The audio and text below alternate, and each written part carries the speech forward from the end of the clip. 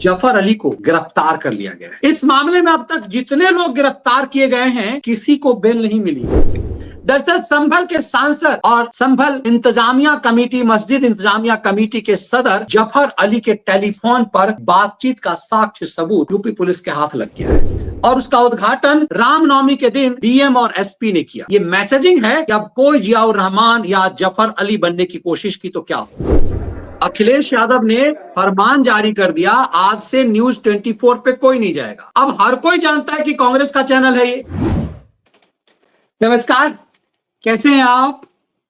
24 नवंबर 2024 को संभल में एक हिंसा हुई और हिंसा क्या कहा जाए, ये दंगे की तैयारी थी और ये सीधे सीधे पुलिस पर और एसआईटी टीम को वहीं पर जमींदोज कर देने की तैयारी थी। संभल हिंसा क्या संभल के सांसद ने संभल के जामा मस्जिद इंतजामिया कमेटी के सदर के साथ मिलकर की? पुलिस के पास क्या इतना पुख्ता सबूत है? क्या बिना पुख्ता सबूत के यूपी पुलिस ने, संभल पुलिस ने जियाउर रहमान बर्क जैसे उन्मादी सांसद को, जिसके एक इशारे पर संभल जलाया जा सकता था, उसे पूछताछ के लिए बुलाया? इससे पहले संभल के एक जियाउर रहमान बर्क की पूछताछ से पहले संभल में इंतजामिया कमेटी, मस्जिद के इंतजामिया कमेटी के सदर जफर अली को गिरफ्तार कर लिया गया है। इस मामले में अब तक जितने लोग गिरफ्तार किए गए हैं, किसी को बेल नहीं मिली है। जफर अली के मुताबिक इस पूरे दंगे का मास्टरमाइंड संभल का समाजवादी सांसद जियाउर रहमान बर्क है। तो क्या जियाउर रहमान बर्क आने वाले दिनों में गिरफ्तार होने वाला है? बर्क ने स्वास्थ्य का हवाला दिया और कहा उससे लंबी पूछताछ नहीं की जाए। फिर भी उससे 3 घंटे पूछताछ हुई। दरअसल बर्क लगातार पुलिस के नोटिस का जवाब नहीं दे रहा था। जियाउर रहमान बर्क समाजवादी पार्टी से सांसद है। समाजवादी पार्टी से ही सांसद राज्यसभा हैं कपिल सिब्बल। कपिल सिब्बल इस देश की सुप्रीम कोर्ट में अपनी ऐसी पैठ रखते हैं कि किसी जियाउर रहमान बर्क को बेल दिला देना आसान है। समाजवादी पार्टी का सांसद राज्यसभा होते हुए भी सिब्बल ने ना तो जफर अली के लिए जमानती अर्जी लगाई और ना ही संभल के सांसद, सपाई सांसद जियाउर रहमान बर्क के लिए। तो क्या अखिलेश यादव जो गेम प्लान कर रहे हैं, जो खेल रहे हैं, उस संभल के सांसद को फंसाकर खुद बचने का? दरअसल 24 नवंबर 2024 को संभल में जो एसआईटी टीम, संभल में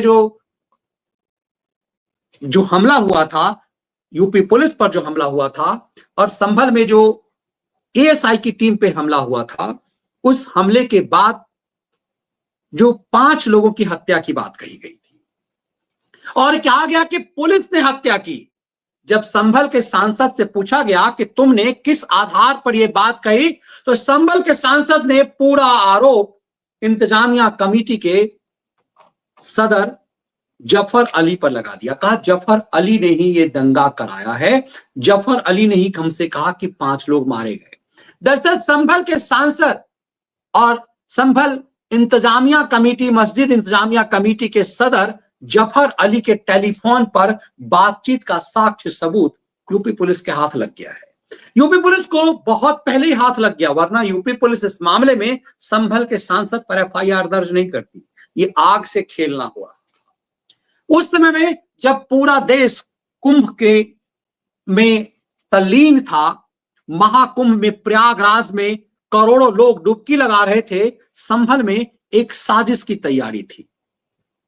उत्तर प्रदेश की पुलिस का पूरा कंसंट्रेशन प्रयागराज महाकुंभ में था और इसीलिए संभल जलाने की साजिश का वही उचित समय लिया गया। लेकिन यूपी पुलिस एकदम तत्पर थी। अब वो पूरा व्हाट्सएप ग्रुप के सबूत और साक्ष्य ये बता रहे हैं कि संभल दंगे में सपाई सांसद जियाउर रहमान बर्क की भूमिका कितनी थी। इस मामले में जियाउर रहमान बर्क की गिरफ्तारी अब साफ साफ दिख रही है। बर्क से 3 घंटे पूछताछ की गई। लेकिन बर्क ने कहा कि वो बीमार है, उसके डॉक्टर ने उसे मना किया था, लेकिन 8 तारीख का हमने समय दिया था, इसीलिए हम आकर के मिल गए संभल पुलिस से। संभल का पूरा कायाकल्प हो गया है।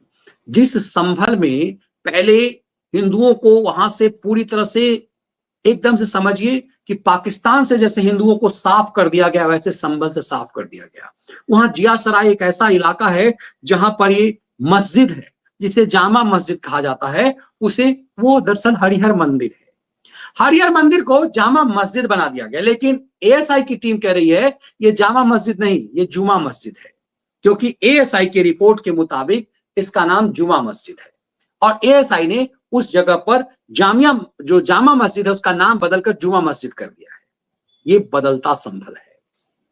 दरअसल अब सवाल यह है कि संभल के सांसद को घसीट करके संभल पुलिस लाई और संभल में कोई उत्पात नहीं हुआ।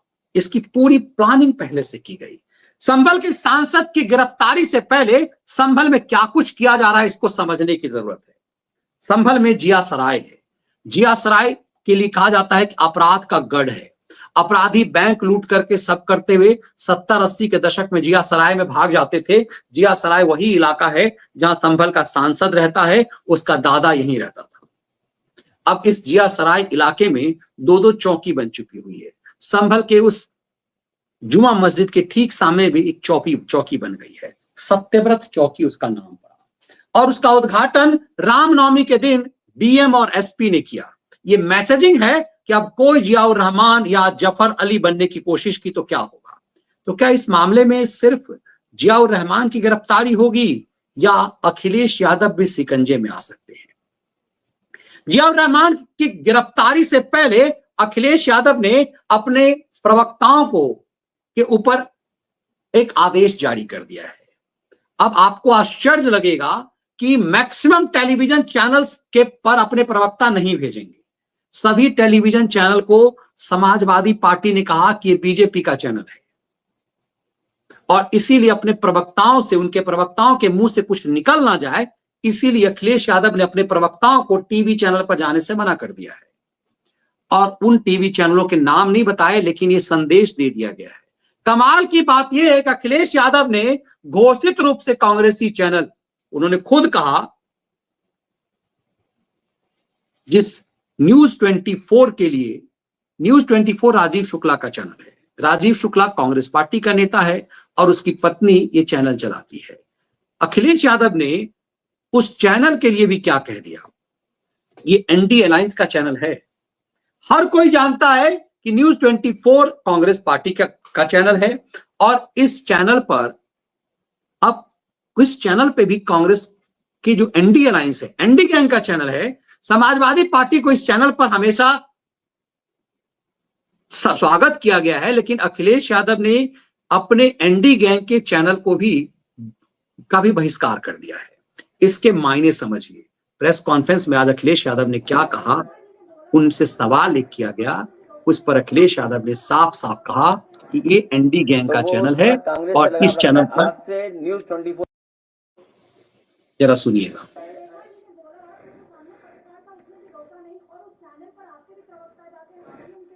तो वो थोड़ा कांग्रेस से लगाव रखता है। आज से न्यूज 24 पे कोई नहीं जाएगा। अखिलेश यादव ने फरमान जारी कर दिया, आज से न्यूज 24 पे कोई नहीं जाएगा। अब हर कोई जानता है कि कांग्रेस का चैनल है ये, राहुल गांधी की भक्ति गाता है। तो सवाल ये है कि क्या कांग्रेस, अखिलेश यादव को लग गया है कि कांग्रेस ही उसकी कब्र खोद रही है? इससे पहले अखिलेश यादव ने यह कह दिया कि वो दैनिक जागरण को उसके प्रवक्ता पढ़े ही नहीं। इस तरह का फरमान आमतौर पर जारी नहीं होता। समाजवादी पार्टी की तरफ से, ये मीडिया सेल की तरफ से जारी किया गया। तमाम चैनल्स के एंकर्स भी ठीक से जान समझ लें, तमाम मीडिया चैनल्स के एंकर्स भी ये ठीक से जान समझ लें, यह सार्वजनिक प्लेटफॉर्म पर धज्जियां उड़ेगी। तमीज में आ जाएं और निष्पक्ष तरीके से पत्रकारिता करें। समाजवादी तेवर किसी से दबने डरने वाला नहीं है। सबके इन ऑफिस मामले में संज्ञान में है, सबके मामले में यही उघेरे जाएंगे। भाजपा नेताओं की चरण वंदना चाटुकारिता से इतनी अधिक चरण गटर जल का रसपान ना करें, खुद को नियंत्रण संक्रमण हावी हो, क्योंकि अधोमुख अधोमानक स्तर पर आकर उलेरना और लथेर लथेर कर ठीक करना हम समाजवादियों को बखूबी आता है। दैनिक जागरण का 40 साल पुराना हस्र याद कर लीजिएगा। इस अखबार को ना पढ़ने के लिए कार्यकर्ताओं से कहा, कितना गाली गलौज की कैसी भाषा है ये आपने देख लिया। तो क्या समाजवादी पार्टी को लग रहा है कि संभल मामले में जिस तरह से फंसते जा रहे हैं, संभल मामले में जिस तरह से जफर अली फंसा है, जफर अली ने अब समाजवादी पार्टी के सांसद का नाम ले लिया है साक्ष्य, और यदि समाजवादी पार्टी के सांसद, संभल के सांसद को यदि पुलिस ने पूछताछ के लिए बुलाया, इसका मतलब है कि पुलिस के पास मजबूत साक्ष्य है। वो व्हाट्सएप ग्रुप का साक्ष्य है जिससे जियाउर रहमान ने भड़काया, वो टेलीफोन कॉल के रिकॉर्ड्स हैं जिससे ये साफ लगता है कि दंगे की प्लानिंग जियाउर रहमान ने की। लेकिन ये मामला यहीं तक नहीं था। जियाउर रहमान जब प्रवोक कर रहा था उस समय अखिलेश यादव भी इसे अंजाम दे रहे थे। उस समय के अखिलेश यादव के बयानों को देखिए तो ऐसा लगता है कि जो बात जियाउर रहमान के लिए संभल का सदर कर रहा है, वही बात अखिलेश यादव के लिए जियाउर रहमान कर सकते हैं। तो क्या ये प्लानिंग थी उत्तर प्रदेश को जलाने की? संभल को इस्तेमाल किया जा रहा था। इसीलिए सबसे पहले संभल में योगी आदित्यनाथ की प्लानिंग को यदि आप देखिए तो योगी आदित्यनाथ ने उस संभल में बड़े पैमाने पर आधा दर्जन से ज्यादा थाने बना दिए। जिया सराय इलाके में मस्जिद के सामने में सत्यव्रत थाना चौकी बन गया। अब जिहादी उन्मादी को वहीं से निपटाया जा सके। संभल के सांसद को चूंकि हाईकोर्ट से कोई राहत नहीं मिली, एक मामले में नहीं, संभल के सांसद जियाउर रहमान पर आरोप है कि उसने 2 करोड़ रुपए की बिजली चोरी की। बिजली चोरी, सांसद के घर में मीटर लगा दिया गया, अब इसे बिजली देना पड़ रहा है, लेकिन 2 करोड़ का बकाया है, वो इसे देना होगा।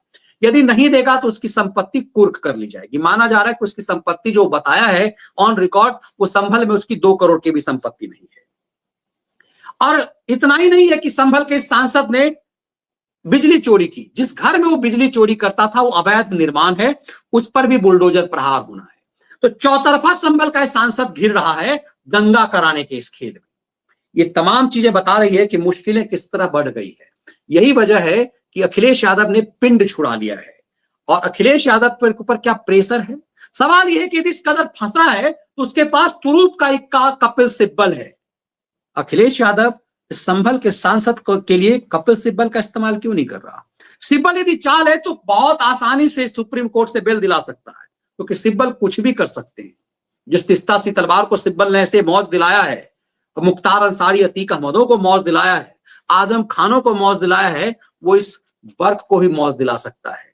लेकिन इसका मतलब है कि संभल के सांसद के खिलाफ जो सबूत और साक्ष्य हैं उसके बारे में जानकारी अखिलेश यादव को है, और मीडिया में उसके बड़बोले सांसद फंस सकते हैं, इसीलिए मीडिया से दूरी बना ली है। ये मामला अभी बहुत कुछ दिखा रहा है। आने वाले दिनों में इसकी संभावना है कि संभल के सांसद की गिरफ्तारी होगी, क्योंकि इस मामले में किसी की भी जिसकी भी गिरफ्तारी हुई है उसको बेल नहीं मिला है। और संभल का वो सदर, इंतजामिया कमेटी के सदर ने पूरे पोल खोल दिए हैं। इंतजामिया कमेटी के सदर ने साफ साफ कह दिया है कि इस मामले का असली मास्टरमाइंड जफर अली नहीं, इस मामले का असली मास्टरमाइंड जियाउर रहमान बर्क है। और बर्क ने बड़ी शैतानी चाल चली। इस दंगा को अंजाम देने के बाद वो बेंगलुरु चला गया, यह अपने आप को निर्दोष साबित करने के लिए कि वो घटना के समय था ही नहीं। लेकिन सबूत और साक्ष्य हैं कि वो व्हाट्सएप पे इसको प्रवोक कर रहा था। यूपी पुलिस के मुताबिक वो घटना के दिन भी संभल में था। संभल पुलिस को संदेह इसलिए भी है कि जब से संभल में यूपी पुलिस ने उस साक्ष्य को पकड़ लिया, जब से संभल में इस दंगा का सच पता चला, तब से जियाउर रहमान बर्क संभल छोड़कर दिल्ली में क्यों रहा? जब संसद का कार्रवाई नहीं चल रही थी, जियाउर रहमान लगातार दिल्ली में क्यों था? जब समन पर समन लगातार जारी हो रहे थे, जब बिजली चोरी के मामले से लेकर अवैध निर्माण के मामले में उस पर वारंट जारी हो रहे थे, जियाउर रहमान बर्क संभल के बदले दिल्ली में क्यों था, जबकि दिल्ली में पार्लियामेंट नहीं चल रहा था? चोर के दारी में तिनका का मामला है। ये तमाम सबूत और साक्ष्य बता रहे हैं कि जियाउर रहमान बर्क पूरी तरह से फंस चुका हुआ है। ये सबूत और साक्ष्य बता रहे हैं किस तरह से मुस्लिम वोट बैंक का इस्तेमाल करने के लिए एक दंगे की बड़ी साजिश थी। अब उस संभल का कायाकल्प हो रहा है। विष्णु की नगरी, कल की अवतार वाला ये संभल का कायाकल्प हो रहा है। नवरात्रि के दिन महानवमी के दिन, जिस दिन भगवान राम का जन्म था, उस दिन संभल में जो जामा मस्जिद के सामने सत्यव्रत थाना खोला गया, इसके एक बड़े संदेश हैं। आने वाले दिनों में जिस संभल में मुस्लिम आक्रांताओं का आतंक रहता था, वो खेल खत्म हो गया। जहां नेजा मेला लगता था, वो जमींदोज हो गया। अब इस तरह के मेले इतिहास हो गए हैं। आने वाले दिनों में संभल के इस सांसद की गिरफ्तारी के बाद जो सच सामने आएगा, वो खौफनाक होगा कि पॉलिटिकल पार्टियां किस तरह से उत्तर प्रदेश में दंगा करवा करके वोट बैंक पर अपना कब्जा रखती है। ये वीडियो विश्लेषण भी आपको पसंद आया, इसके कंटेंट पसंद आए तो वीडियो को लाइक और शेयर जरूर कीजिए। जय हिंद।